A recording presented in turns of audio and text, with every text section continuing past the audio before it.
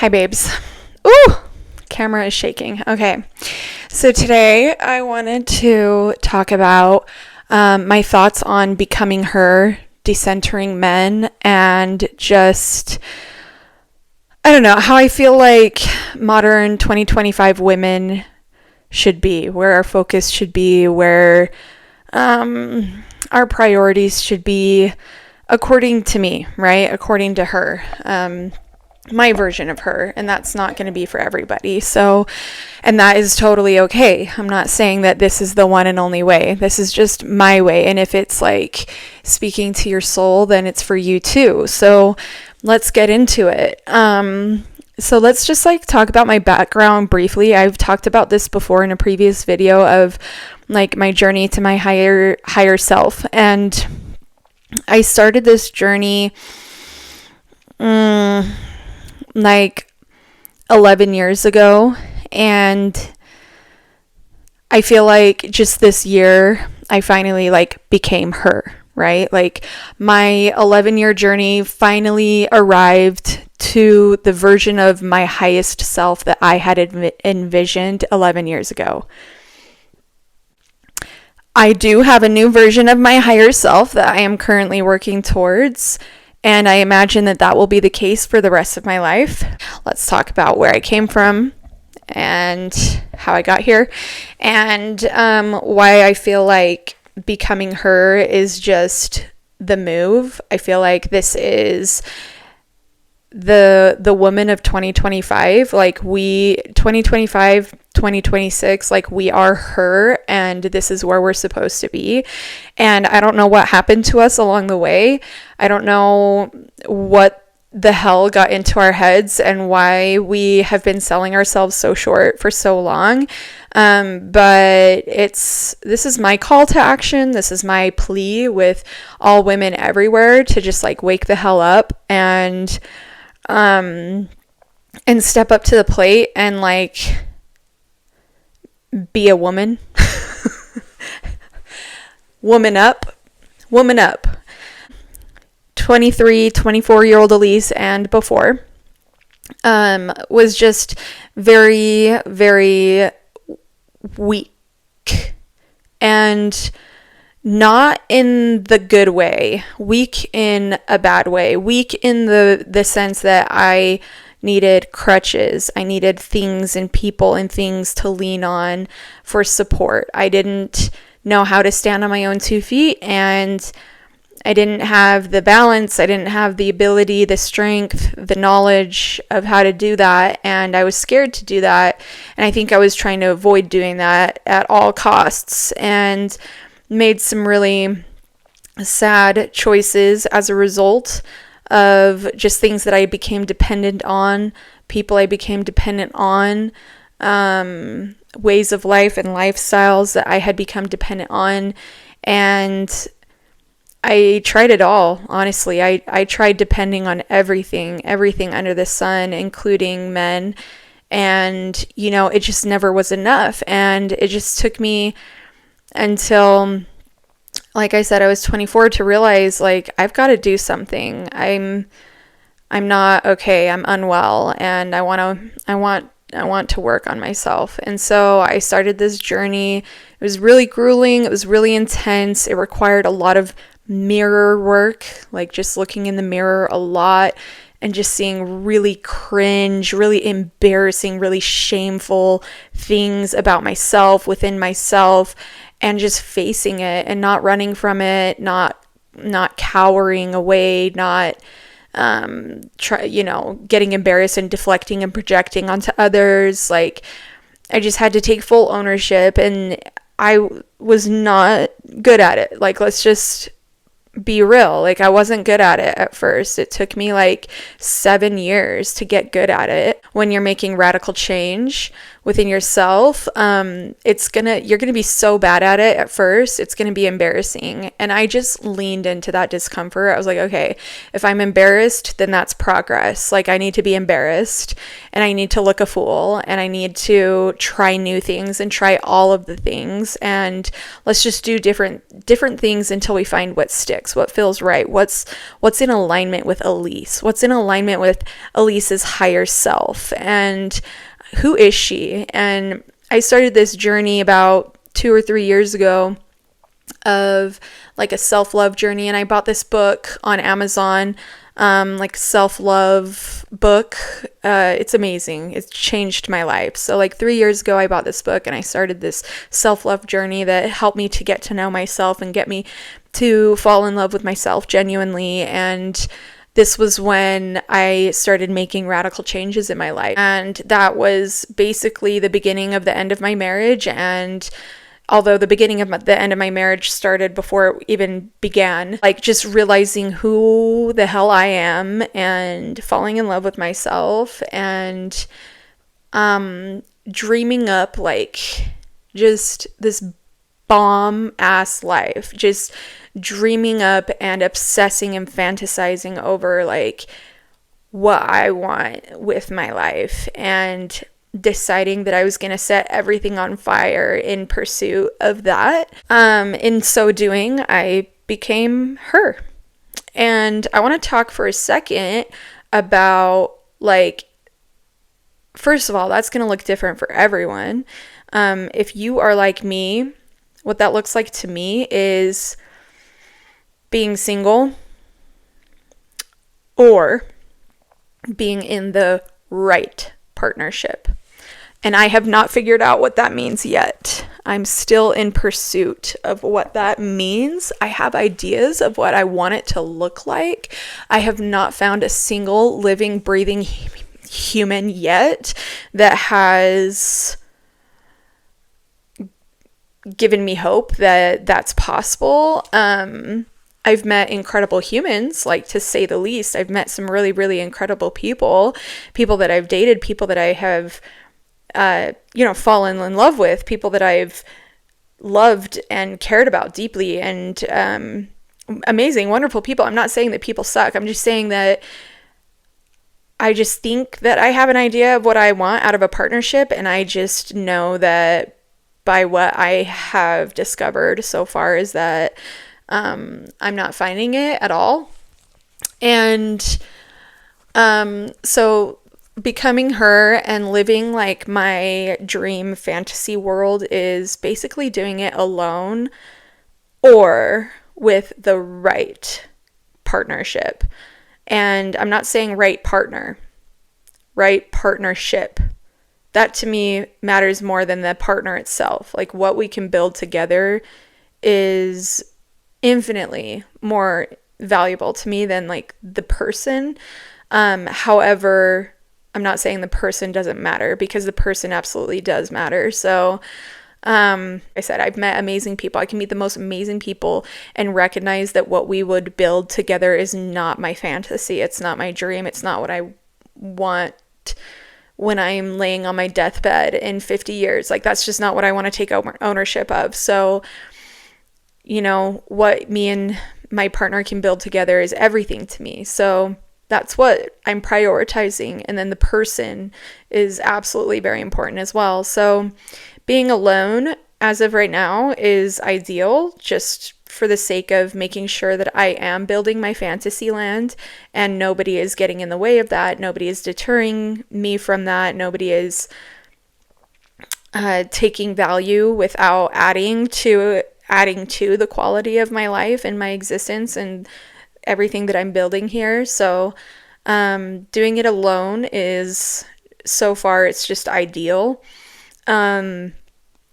Secondly, it's having like clear goals and knowing what I'm shooting for. So knowing what I want out of life, knowing what I want out of myself, what kind of legacy I want to leave behind, how many letters I want after my name, how many digits I want to see on my paycheck. Like, these are things that I'm aiming for. And like I said, I'm not going to allow somebody to interrupt that unless for whatever reason, and I'm not saying it's not possible, but for whatever reason I decide that that person is more valuable than my current fantasy, and my fantasy shifts and changes.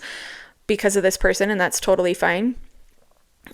Because priorities are priorities, and priorities do change. So, but so for now, like, those are my priorities, and I'm okay doing it quietly and silently. Like today, in the middle of the night, actually, I woke up in the middle of the night, and I just like, I had this thought. It like woke me up. I had this thought of like, get off of social media now.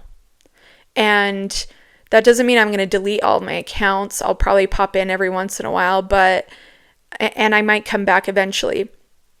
But for now and for a while, I'm just going to distance myself from what the world is showing me and what the algorithm is showing me and what the algorithm is telling me to expect and aim for out of life, because I want to make sure that I'm in alignment. I'm in alignment with myself. I'm in alignment with Elise. I'm in alignment with Elise's highest self. I'm in alignment with Elise's fantasies and dreams, not being deterred or distracted by what the world is telling me my fantasy should be, what the world is telling me my aims and focuses should be. Like, for one, like my body, I decided recently that I'm not going to date, and I don't want to date, and I don't even want to attract any men. And I just found that like I stopped wearing makeup, and I stopped starving myself. It's not like I was anorexic, but I was definitely not eating to the point where I felt satisfied. I was definitely cutting it short, which is fine, except that I realized after deciding that I don't want to date that might have been the only reason why I was doing that, was to attract a man. And so I've just decided like I need to make sure that I'm in an alignment. I am realigning right now, and this is why I said like I have a new version of my higher self that I'm working towards, and this is one of those things. Like, one of those things is making sure that nothing is influenced by a man or the desire to attract a man, and making sure that everything is in alignment with my highest self and my fantasy land and my fantasy world. And being hungry and feeling petite is just not it. It's just not it for me. Doing the makeup is fine. I love makeup, and I love the confidence that it gives me, and I will put makeup on when I'm like going out and stuff, but a day to day, I used to wear makeup every single day. And just lately, I've just been like, you know what? No. And maybe this is actually a little bit of a trauma response as well. Just like, I am purposefully trying to detract men. And so maybe eventually I'll kind of like balance out and find a rhythm that has nothing to do with men at all. And might include daily makeup. It might include eating less. I don't know. I don't know if I'm having a trauma response right now. I don't know if this is trauma related, and if I'm just like freaking out and want men to run away from me. I don't know. But anyway, so I'm just finding that there are things that have already shifted within me when I decided like, I think I've done enough dating. I think I've tasted enough fish, a variety of fish. I think I have done enough fishing in some deep waters to know what's out there, and realizing that it's all pretty much the same. Like, fish is fish. Fish tastes like fish. Like, there's nobody that's really that different from the rest. Like, a man is a man is a man. So to me, it's like, well, I've done the fishing, I've tasted the fish, I've had the fun, and now I just want to like do my own thing. So like, what does that look like? And I'm figuring that out. I'm figuring out what parts of my life and lifestyle have been out of alignment just purely for the sake of like attracting a mate or attracting a man particularly. I've challenged myself in many ways, and that was one of the ways that I've been challenging myself, is like, okay, Elise, you say that men are decentered, but how decentered are they really? Like, you know? And so I'm just making sure that men are as decentered as I would like them to be. And I don't, and that's the other thing that I wanted to talk about was like decentering men. And I feel like there are so many ways to go about this. One is to just like think about it constantly. And to me, that's almost just centering men just as much as or more than before, when you're just like constantly thinking about it, like, okay, is this centering men? Is this centering men? Is this centering men? I need to decenter. But sometimes I feel like that might be necessary. Like you need to confront yourself and challenge yourself in some ways, certain aspects, especially the ways like your weak points. For me, it was like my physical appearance. I think that's probably going to be 99% of women's issues as far as like having men at the center is like, you might be decentered in so many other ways. Men might be decentered in so many other ways, but when it comes to your appearance, they're like focal point. So, I feel like, being careful not to center men by focusing too much on decentering them so much as like centering something else. Like I don't need to think about, oh, I need to decenter men. I'd rather just focus on centering something else that can be infinitely more satisfying to center, infinitely more satisfying to chase, infinitely more satisfying to attract, infinitely more satisfying to obsess over and lose sleep over and fantasize about, and infinitely more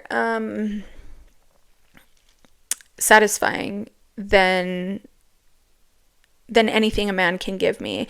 And just realizing like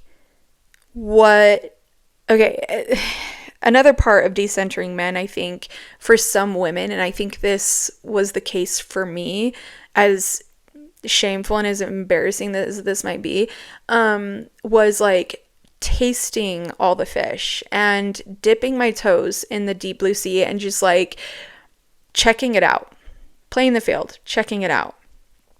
And just realizing that there isn't much at all that a man can give me that I can't get either on my own or through friendships with other people and women. And so that realization in and of itself was like the big decentering moment for me. Just realizing like, oh, all this time I just needed to realize like I don't actually need that person and all their drama and all the problems that come along with having them in my life to get the benefits that I was hoping to get from them. I can get the benefits from all these other avenues without having to deal with the problems and the drama that come from the man. So that was like a natural way to decenter. I didn't have to think like, oh, I need to decenter men. It was just like a natural consequence of exploring the world of men in 2025, of just, oh, okay, like, so this is what it is. This is what man is. This is what having a man in my life is. This is how it looks. This is how much it's holding me back. This is how much it's pulling me down. This is how much it's sucking the life out of me. Nothing, like, no man so far has added value more than they have taken value. It's always subtract, sucking me dry, leaving me with nothing left. And so that realization was just very liberating. That was something that helped me just naturally decenter men, was just by realizing that. And I don't regret it. I don't regret giving space to those men. I don't regret giving them parts of me. I don't regret any of that. That was all part of the process. It was all part of the experience, and it was all very valuable to me. And I did have fun along the way. So I enjoyed it. I enjoyed the fun that I had. And for the most part, I was able to keep myself safe from anything too disturbing or too disruptive to my current flow, to my current progression and forward motion. And it's, and I had to do that intentionally, going into dating in 2025 with men specifically. It requires you to be very intentional and have your vision at the forefront of your mind of, this is what I'm envisioning for my partnership, and just constantly holding that man and what he brings to the table and what you two can build together up against your vision, and just being honest with yourself 24/7 constantly, every single moment, every single day, from the second you meet each other, from the second he's grooming you, from the second that he's love bombing you, from the second that he's putting his best foot forward and showing off and showing you all the things and shiny this and shiny that. Like, you're just constantly seeing it for what it is. Like, okay, yeah. All right. Yep. I see that. Yep. Okay. All right. And just making sure you get past that point so you can actually see the person for who they really are, and seeing what you two actually can really have together, and then deciding from there, like, nope, it doesn't cut it. You're great. You're wonderful. I actually think the world of you. You're a pretty awesome person. And I'm so glad that you came into my life. And I hope that we can maintain a connection, and I'll be cheering for you always, but this is just not in alignment with my goals, with my vision. And so we just gotta call it quits right here, right now. And it adds a layer of protection to you to have that in mind always, constantly. Just your vision is right there. Your vision is right there. And it helps you to not get heartbroken, helps you to not get too attached. It helps protect you from too much drama and pain, because once that drama starts to set in and pain starts to present itself, then you can really decide, like, oh, that's actually not part of my plan at all. So, and it's not like I have a vision of something that's perfect. And I'm a reasonable person. I know this about myself. I know that I'm a reasonable person. I know that I'm not aiming for perfection. It's just that the partnerships and the potential partners that have presented themselves thus far have fallen that far below my mark that I have set. And I just want to find somebody who plays ball the way that I play ball. My thoughts on this are, one, to center something else that you can be so obsessed about and fantasize about so much that it brings you infinitely more excitement and stimulation and joy and empowerment and fulfillment than a man would. And so it's not really like, the focus is not necessarily, I got to decenter men. It's more, I want to center my dreams. I want to center my fantasies, my goals, and just kind of take a man out of the picture and just imagine doing it without a man, and then imagine what a man would have to be to build that with you and have that be your new vision and your new fantasy and your new goal. And being honest with yourself when you do meet men, like, you're not going to settle, you're not going to make space for things that detract from that vision, and you're not chasing, but you're also not allowing people to lock you down either when you are honest with yourself and you know that it's just not what you want. It's not when you're on your deathbed and you're 90 years old and you are looking next to yourself and the person holding your hand. I just would rather die than be holding the hand of somebody that just felt like a ball and chain. You know? That's not how I want to feel. I don't want to feel like somebody's pulling me down or holding me back, keeping me in one place. So Not necessarily focusing on decentering, rather focusing on centering something else, being obsessed with that thing, with that idea, pursuing it like your pants are on fire, and just letting other things fall into place, and realizing that while you're in pursuit of your dreams, you are going to attract a lot, and a lot of it is going to be complete bullshit.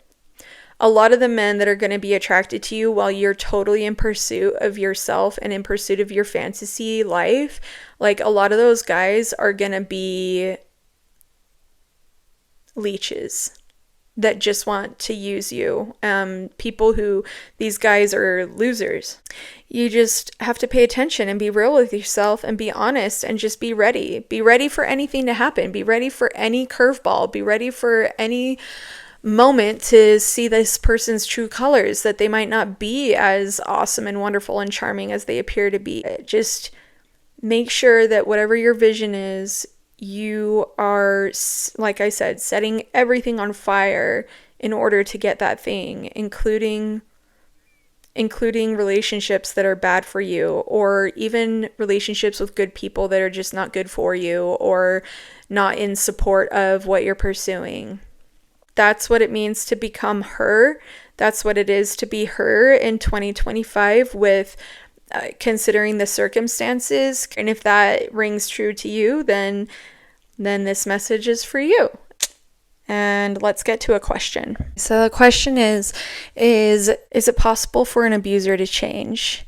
And I think that is dependent upon what kind of mental illness the abuser has and why they are abusive. So, for instance, with like a sociopath, a psychopath, narcissist, I would say it is not possible for them to change.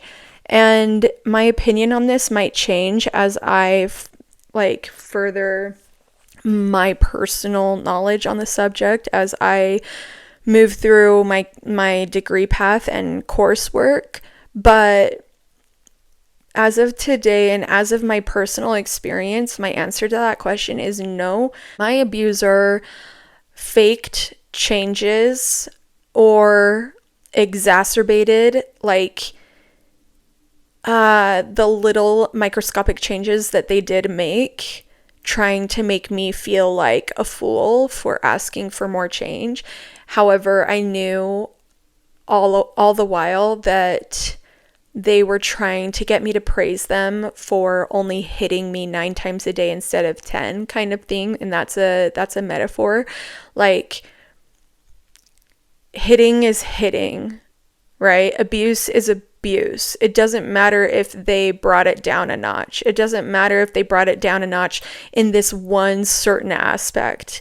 And they're like, look at what I've done. Look at all I've done for you. I did this for you. I did blah, blah. You're so ungrateful. You're so this, And that can get into your head quite a bit, especially if you have like other people feeding that to you as well, like your community, your religious leaders, people who don't know the severity of the abuse, things like that. And so in my opinion, like with my personal experience, my abuser would make itty bitty little changes here and there, and he would make it last just long enough that he would see me getting comfortable again, and then he would step it up, his abuse again, or he would flip-flop back and forth, and I'm trying, things like that. But I feel like he got worse in other areas. So like he would get better in some areas, but worse in others. And so it was kind of like the abuse was always just as bad. There was just like changes. There was just like little changes. It wasn't getting better. It was just different.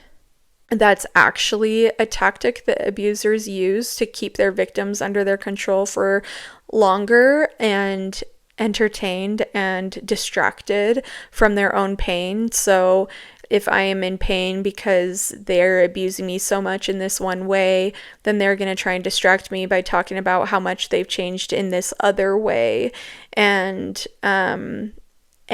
try to shame me into being upset about this one way that they're abusing me when this other way has improved so much. And they'll choose the the method of, like, the way that they improve is going to be the least disruptive to them and their current lifestyle. It's going to require the most, like, the minimal effort possible. So basically, less than bare minimum of the bare minimum of the bare minimum is going to change, and they're going to act like it's like the biggest deal in the whole entire world, and you are a really arrogant, self-centered bitch for wanting anything more than that. So, do I think abuse changes or abusers can change? I think abuse changes. I don't think it gets better. And I think that if it does get better for a season, then it's just to keep you in their control, and that they'll eventually go back to abusing you, either in the same ways or in new ways or in different ways, or they'll up the abuse in other areas. Either way, an abuser is an abuser, and in my personal experience, I can only speak for myself, the abusers themselves don't change. They just get smarter. When you catch on to them, then they figure out how to outsmart you again.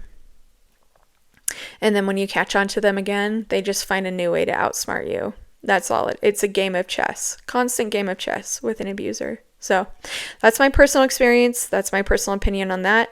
And let me know if you have any other questions in the comments.